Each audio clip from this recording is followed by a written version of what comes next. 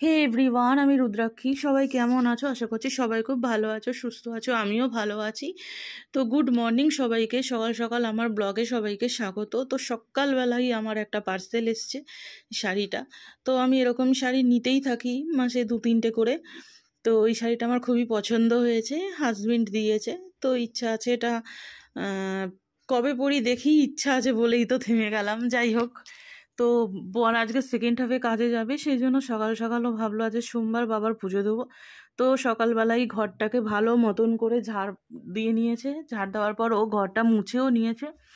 আর কালকে রাত্রেবেলা ফ্রিজের মধ্যে মাছ, মানে ডিপ ফ্রিজ করা ছিল বলে মাছে সব বরফ জমে গেছে, সেই জন্য ওটাকে আমি জলে ভিজিয়ে রেখেছি। আর আজকে ভেবে রেখেছি যে মাছগুলোকে সব কটা মাছকেই ভেজে নেবো, মানে কাতলা মাছগুলোকে, তাই জন্য জলে ভিজিয়ে রেখেছি। তারপরে অনেকক্ষণ ভিজিয়ে রাখার পর মাছটা খুলে গেছে। তারপর আমি এটার মধ্যে নুন হলুদ মাখিয়ে নিচ্ছি ভালো মতন করে। মাছগুলো ভেজে ফ্রিজে রেখে দিলে না, রান্না করার সময় বের করে অল্প একটু আবার ভেজে নিয়ে হালকা করে রান্না করে নেওয়া যাবে। কিন্তু না ভাজলে, মানে ডিপ ফ্রিজ থেকে প্রতিদিন বের করে করা খুবই অসুবিধা। তারপরে বরের এগুলো করতে করতে বরের ঘর মোছা হয়ে গেছে। তখন আমি আবার এদিকে দুধটা জাল দিয়ে চা বসিয়েছি, আজকে দুধ চা বানাবো বলে। তো দুধ চাটাও হয়ে গেছে। এবার পাউরুটিটা সেঁকে নেবো আমাদের দুজনের মতন।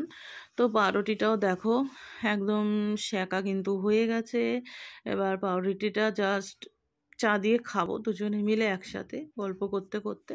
তারপর ও স্নান করতে গেছে, সেই সুযোগে আমি মাছগুলোকে ভাবলাম ভেজে নিই, এই তো সুযোগ। তো যেহেতু অতগুলো মাছ ভাজবো, একটু তেলেরও দরকার। তো তেলটা যেটা বেঁচে যাবে সেটা রেখে দেবো, সেটা দিয়ে তো আমার রান্না হয়েই যাবে প্রতিদিন। আর মাছ ভাজতে একটু তেল লাগে, আর বেশি করে গরম না করলে মাছগুলো লেগে যাবে কড়াইতে। সেই জন্য একদম ধোয়া ওটা গরম করে নিয়ে মাছগুলো সব একদম লাল লাল করে ভেজেছি। আর আমি মাছ একটু খুব ভালোভাবে না ভেজে খাই না, কেমন গন্ধ লাগে। আর যদিও মাছটা খুব ফ্রেশ এবং খুব ভালো খেতে। আর এইভাবে প্রথমে এই কটা ভেজে নিয়েছিলাম, এখনও এতগুলো রয়েছে, তো সব কটা আমার ভাজা হয়ে গেছে। তারপর আর লাস্টে আমি মাথাগুলোকেও ভেজে রেখে দিয়েছি। মাথাগুলো দিয়ে একদিন মাছের মাথার ডাল বানাবো, মুগ ডাল। তো ওটা আমি খেতে খুব ভালোবাসি, তো ওটা একদিন বানাবো। তো এগুলো ভেজে আর মাছের ঝোল রান্না করব শিম আলু দিয়ে, একদম সিম্পলভাবে। তো এটাকেও আমি কেটে ভালো করে ধুয়ে রেখে দিয়েছি। রেখে টেকে তারপরে আমি যে এদিকে রান্নাটা বসিয়ে নিয়েছি, তাড়াতাড়ি করছি আর কি, যাতে তাড়াতাড়ি আমার হয়ে যায়, বরের পুজোর আগে একদম কমপ্লিট হয়ে যায় সেই জন্য।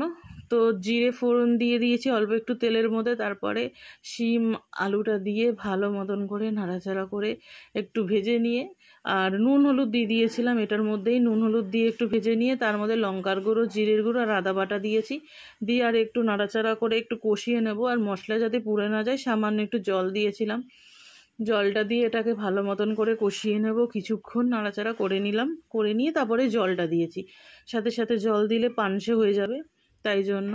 তো জলটা দিয়ে একটু নাড়াচাড়া করে নিয়েছি। তারপরে যেই মশলাটা শুকিয়ে আসবে তখন ঝোলের জন্য পর্যাপ্ত পরিমাণ জল দিয়ে দেবো। আর এরকম সিম্পলভাবে মাছের ঝোল খেতে দারুণ লাগে। তো এরকমভাবে ভালো মতন করে নাড়াচাড়া করে নিয়েছি। করে নেওয়ার পর জলটা দিয়ে দেওয়ার পর এবার ঢাকা চাপা দিয়ে রাখবো, কারণ আলু আর শিমটা সেদ্ধ হবে সেই জন্য। তারপরে একটু ঝোলটা এখন অনেকটাই আছে, ঝোলটা আর একটু কমাবে, এতটাও টেলটেলে ঝোল ভালো লাগবে না খেতে, সেই জন্য।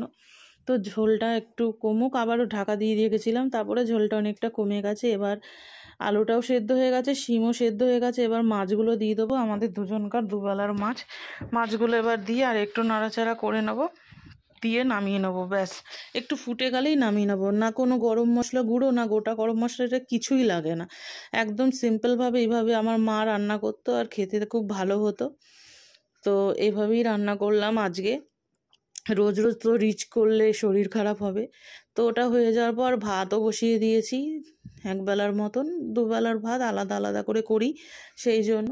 তারপরে কমলা লেবুটা ছাড়িয়ে রেখেছি, ফ্রিজে ছিল বলে আগে থেকে ছাড়িয়ে রেখেছি, এটা পরে খাবো। স্নান টান করে পুজো টুজো হয়ে যাবে তারপর, কারণ না হলে মানে এত ঠান্ডা খেলে, একে তো শীতকাল, গলা বসে যাবে, এমনিতেই গলাটা কেমন কেমন করছে। তো ভাতও হয়ে গেছে, তারপরে বাসন কোসন সব মেজে নিলাম। মেজে নেওয়ার পর গ্যাসটাকে ভালো মতন করে পুছে নিয়েছি, আর এটা রোজকার কাজ। তো গ্যাসটাও পোছা হয়ে যাওয়ার পর তো বর এদিকে পুজো করতে বসে গেছে।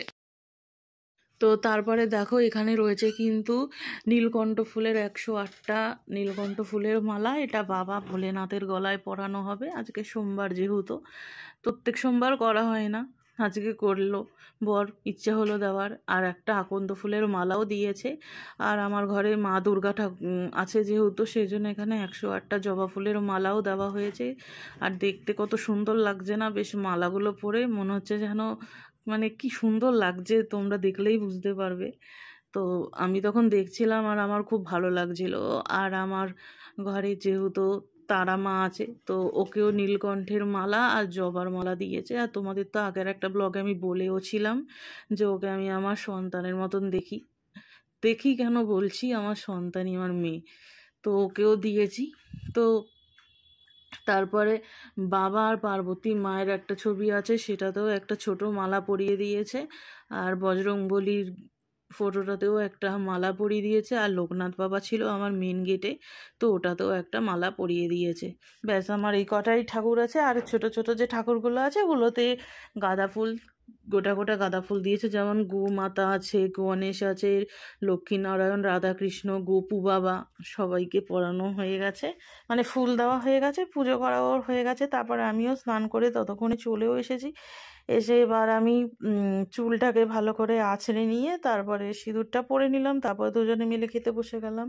কাটাপোনা মাছের পাতলা ঝোল, হালকা পাতলা ঝোল, একদম খুব ভালো হয়েছিল খেতে। তো হাজবেন্ড বলেছিল ভালো হয়েছে, যাই হোক। তো এতে আমি ধনেপাতা দিইনি, ধনেপাতা দিলে আরও টেস্ট হতো মাছের ঝোলটা। তো খাওয়া দাওয়ার পর এবার বাসন কোসনগুলো সব ভালো মতন করে মেজে নিচ্ছি। এটা হচ্ছে দুপুরবেলা খাওয়ার পর। তারপরে মিনির জন্য যেই ভাতটা রেখেছি। আর সন্ধ্যাবেলা বর আবার অফিসে চলে গেল। তারপর আমি চা করে খেয়েছি, চা আর পাউরুটি খেয়েছিলাম। তো খিদেও পেয়ে গেছে, যেহেতু আজকে অনেক তাড়াতাড়ি খাওয়া হয়ে গেছে, সেজন্য এখন 6:30 মতন বাজে, এখন আমি এটা খেয়ে নিলাম। তো এটা খেয়ে নেওয়ার পরে তারপরে বসে বসে চুলটাও বেঁধে নিলাম। চুলটা ভালো করে জট ছাড়িয়ে, কারণ সন্ধ্যাবেলা চুল বেঁধে নেওয়াটা খুবই দরকার, নাহলে আরও জট পড়বে, যেহেতু আমার কোঁকড়ানো চুল।